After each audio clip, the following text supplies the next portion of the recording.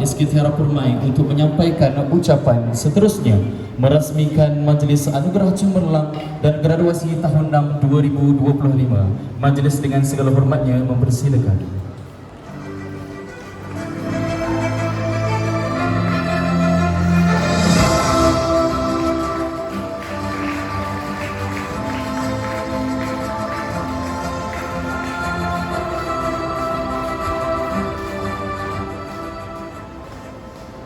Assalamualaikum warahmatullahi ta'ala wabarakatuh.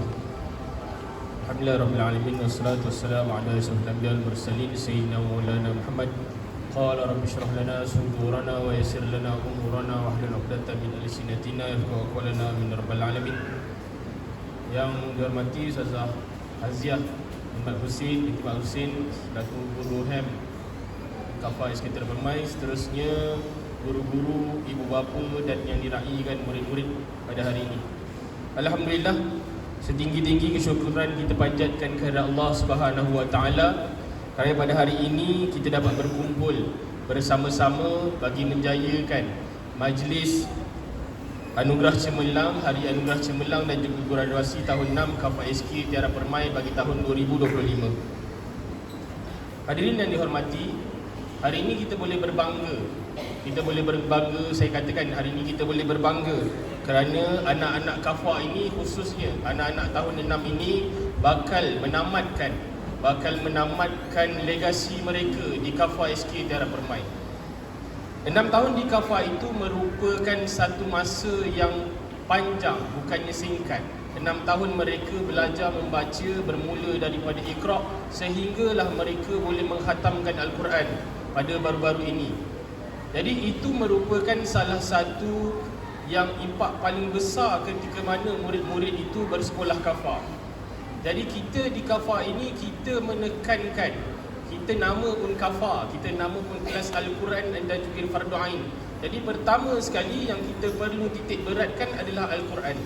Jadi banggalah saya sebagai ketua guru dan juga guru-guru ni terlebih lagi bangga kerana murid-murid ini telah berjaya menamatkan tahun 6 dengan penuh jayanya.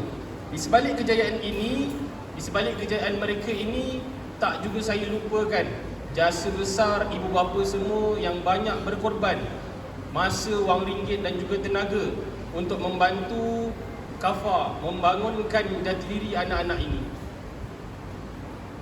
Saya terharu, saya ambil sikit. Saya terharu kerana ketika mana saya nyatakan hasrat, ketika mana Kafah menyatakan sesuatu hasrat untuk melakukan sesuatu yang menambah baik keadaan murid dan sebagainya, ibu bapa lah antara orang terawal yang menyambut pendapat tersebut.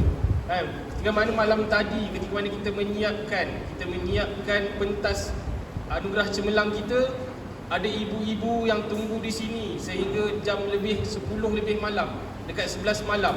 Jadi saya amat berterima kasih. Seterusnya, dan saya juga ingin mengucapkan tahniah kepada guru-guru yang selama ini telah berkorban mendidik anak-anak tahun 6 ini sehinggalah mereka ini mampu menamatkan dengan jayanya. Anak-anak ini mungkin pada mata ibu bapa dia tetap lagi anak kecil, tapi pada Kafah, pada guru-guru Kafah, bila mana mereka ini dah masuk tahun 6, mereka ini dah nak masuk kepada satu alam dewasa. Jadi pesan Ustaz, jika mana-mana murid yang tidak menyambung sekolah di dalam sekolah aliran agama, jangan tinggalkan agama. Walaupun kita tak masuk sekolah menengah agama, jangan tinggalkan agama. Jaga solat, jaga hormat ibu bapa dan sebagainya. Simpan apa yang guru-guru telah ajarkan, simpan dalam kepala, simpan dalam hati, semat dalam hati. Jadi insya-Allah saya berharap ibu bapa akan terus menyokong dan juga menjadi rakan, orang panggil business partner, bukan business partner lah, lebih kurang rakan sekerja guru-guru Kafah bagi membantu kejayaan anak-anak ini.